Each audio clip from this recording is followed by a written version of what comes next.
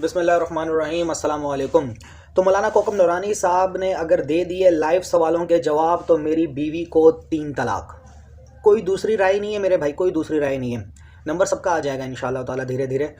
कोकब नूरानी साहब से जो है मेरी पहले भी मुलाकात 2 मरतबा हो चुकी है। एक दफ़ा कवालियों के सिलसिले में हो चुकी है।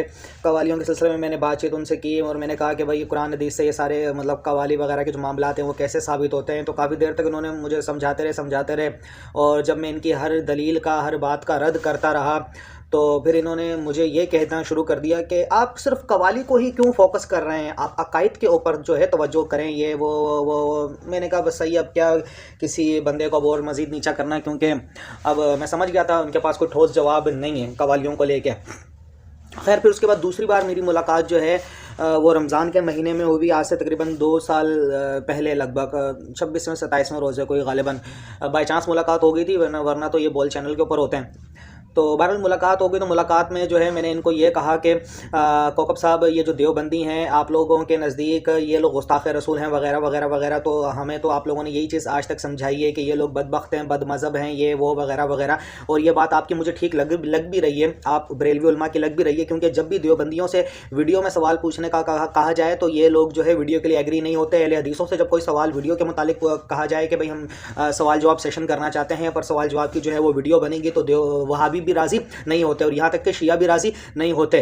तो इन सब को हम क्या समझ लेंगे? चलो हम मान लेते हैं कि इन सब को हम बदबख्त किस्म के लोग समझ लेंगे, लेकिन बरेलवी मसलक वालों को हम नबी का आशिक कैसे समझ लें? अगर ये लोग भी वीडियो के लिए राजी ना हो तो इनके बहुत सारे मुरीद खड़े हुए थे, तो बात एकदम जो तमहीद जो मैं बना रहा था, तमहीद भी एकदम फिट बैठ रही थी, हर बच्चे बूढ़े जाहिल अकलमंद सबको समझ में आ रही थी। तो कोकब नूरानी साहब ने मना नहीं किया, उन्होंने कहा कि ठीक है कोई मसला नहीं है, आप आ जाएं मेरे पास, ईद के बाद फिर वीडियो में सवाल जवाब कर लेंगे। तो मैंने कहा ठीक है जी, बहुत बहुत शुक्रिया। बस ये बात ही करके मैं जाने लगा तो इन्होंने फिर अचानक मुझे बिठा लिया और कहा कि नहीं 1-2 सवाल आप बता तो देना, कि मतलब आपको एक आध सवाल, अभी मैं भी फारिग बैठा हूँ, मुझे समझ में आ जाएगा कि आपके ये सवाल है। मैंने कहा जनाब कोई सवाल नहीं है, बस जो अकायद है ना, अकायद के जो मसले मसाइल है। मेरी पिछली बार आपसे मुलाकात हुई तो पिछली बार आपने मुझे अकायद पर फोकस करने का जो है मशवरा दिया था, तो फिर मैंने अकायद के ऊपर फोकस किया और मुझे अकायद के अंदर जो है बहुत सारी खराबियाँ नजर आई। तो फिर मैं आपके पास तशरीफ़ लेकर आ गया और मैंने बदले में आपसे कह दिया कि मुझे लाइव जो है सवालों के जवाब चाहिए और आप एग्री हो गए।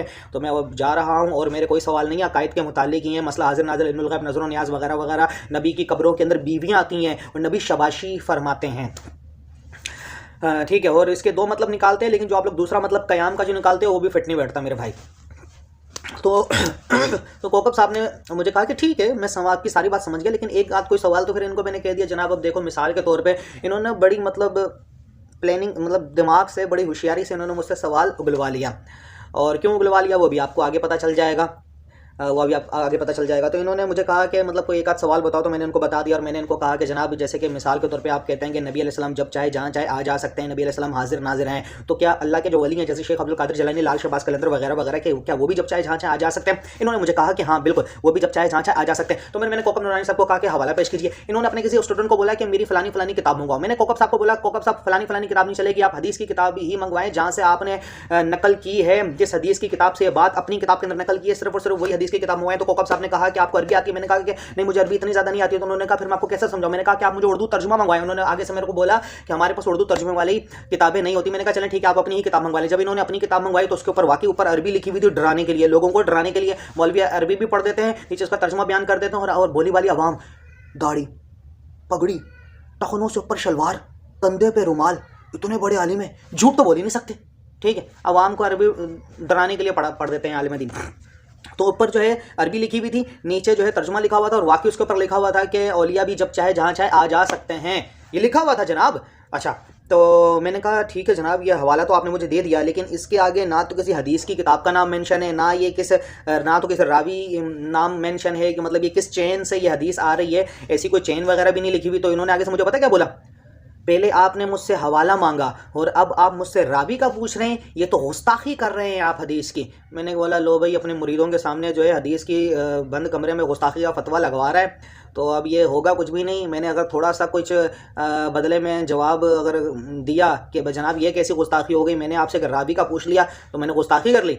तो मैंने कहा मुरीद तो फिर मुरीदों को तो अंधे किस्म के इंजेक्शन लगे हुए होते हैं, हर आलिम दीन अपने अपने मुरीदों को अंधे किस्म के इंजेक्शन लगा देता है। तो मैंने कहा ठीक है जनाब, फिर सही है, ईद के बाद ही मुलाकात होगी। तो इन्होंने आगे से मुझे बोला नहीं, आप जैसे घटिया इंसान से हमने कोई बात नहीं करनी, आप तो गुस्ताख हैं हदीसों के। बस इन्होंने दरअसल में सवाल मुझसे पूछा ही इसीलिए था, शुरू में मुझे ज़बरदस्ती इसीलिए कायल किया, बैठो बैठो कोई एक आध बात तो करो, ताकि मैं किसी तरीके से बात को ऐसा टेढ़ा करके घुमा दूं और भगदड़ मचा दूं। भगदड़ से मुराद होती है कि मतलब कोई बदतमीज़ी वाला फतवा इसके ऊपर ठोक दूं और उसके बाद वीडियो में इसको बैठने से मना कर दूं। जी हाँ, कहानी होती है सारी ये। तो मौलाना कोकम नूरानी साहब, आपसे गुजारिश है, उस टाइम तो आपने बंद कमरे में चलें, जो गुस्ताखी का फतवा ठोकना था ठोक दिया, तो कोई मसला नहीं है। अब जो है मैं यहाँ पर हूँ और आपसे मेरी गुजारिश है, अगर आपको हम मुसलमान ला इलाहा इल्लल्लाह मुहम्मद रसूलुल्लाह कहने वालों की रत्ती बराबर भी अगर ईमान की परवाह है तो हमें लाइव जो है सवालों के जवाब दे दें, ठीक है। और मुझे पूरा यकीन है, पत्थर पर लकीर है कि आप कभी भी लाइव सवालों के जवाब नहीं देंगे। मेरे भाइयों, ये फैज़ान मदीना में और इधर उधर जो हमारे आलिम दीन जो अपने सामने लोगों को बिठाकर जवाब दे रहे होते हैं, ये इनके अपने जो है वो होते हैं, उनको लिखे लिखाए इन्होंने सवाल दिए हुए होते हैं और साफ़ तौर पे वाजे वाजे महसूस भी हो रहा होता है कि अपने इनके लिखे हुए ये सवाल हैं। और फैज़ान मदीना और ये जितने भी मामलात हैं, हर जगह पर ही ऐसा होता है कि कभी भी किसी भी मुखालिफ को बिठा कर सवालों के जवाब नहीं दे सकते। ला इलाहा इल्लल्लाह मुहम्मद रसूलुल्लाह नहीं दे सकते, कभी भी नहीं देंगे, कभी भी नहीं। क्यों? क्योंकि इनको पता है अगर मुखालिफ सामने बैठेगा तो वो जो क्रॉस क्वेश्चन करेगा उसका हमारे पास जवाब नहीं होगा, वो जो सवाल पूछेगा उसके सवालों के हमारे पास जवाब नहीं होंगे। यूट्यूब के ऊपर वीडियो चढ़ी आएगी और हमारी आवाम हमारे से दूर हो जाएगी, ये देख कर के हमारे आलिम को तो किसी एक बात का जवाब ही नहीं आ रहा, ये सोच कर, ये देख कर।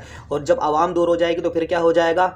फ़िरके का नुकसान का मतलब आवाम दूर का मतलब मस्जिदों से रश कम होना शुरू हो जाएगा। मस्जिदों से जब रश कम हो गया तो इसका मतलब क्या होगा? चंदे बंद हो जाएंगे। तो मैं अभी भी अपनी बात के ऊपर कायल हूँ। अगर कोकम नूरानी साहब हाफिज़हुल्लाह ताला, एहतराम इज़्ज़त सब कुछ, लेकिन अगर हमें जब ये महसूस हो रहा हो कि आप मोहम्मद रसूलुल्लाह सल्लल्लाहु अलैहि वसल्लम के दीन के ऊपर नहीं हैं, आप किसी और दीन के ऊपर हैं, तो फिर हम आपकी क्या इज़्ज़त करें?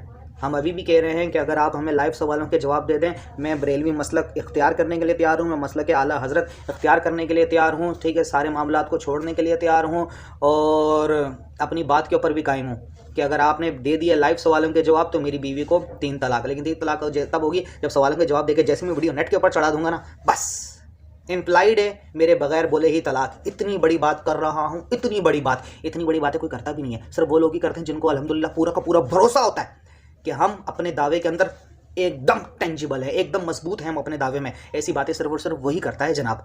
तो बहुत बहुत